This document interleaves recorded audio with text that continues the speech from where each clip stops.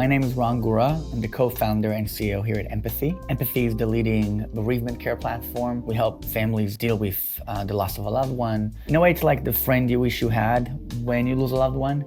That knowledgeable neighbor that happens to also be a really good estate lawyer, but also a social worker and a coordinator, someone you can lean into. We do that in a more scalable fashion with technology.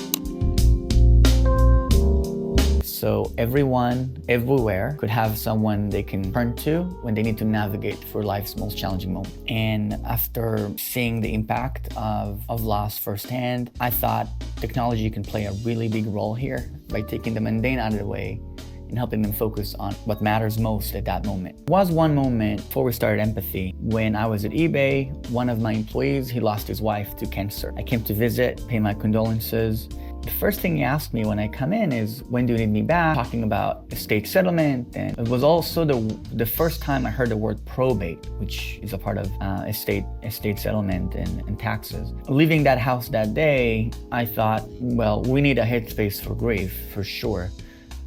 But we also need a toolbox for estate settlement.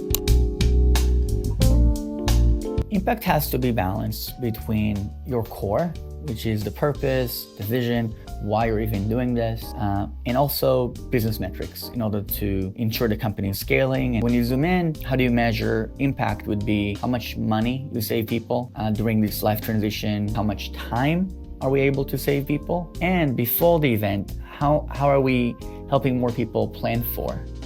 If that's creating more wills, more trusts, and making sure estate planning is being democratized, in the same fashion, we're trying to democratize estate settlement. It's either you are authentic about what you're doing or you're not. And I don't think everyone who's being authentic has to try and change the world. For example, investment banking is extremely authentic. As they say, our mission is to make money, and that's what they do. Some companies in the entertainment space, for example, say their mission is to do something else, when in fact, it's not exactly purposeful. For us, it's very personal. When you start a company in order to solve for a specific problem domain, you're always going to stay very close to it. Stay naive.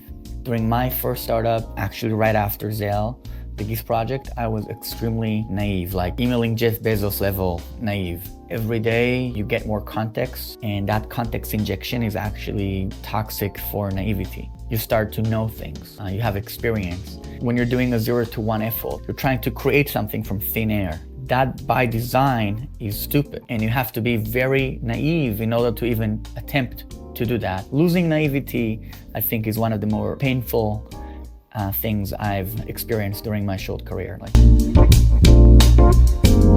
Built to Last, which is a classic, and I think really shaped how I think about entrepreneurship and long-term view. A more unique one would be Perfume, A Story of a Murderer. Kind of a weird story about scent, but it's really about details, being specific, and understanding the other person. Long story short, Perfume is my go-to.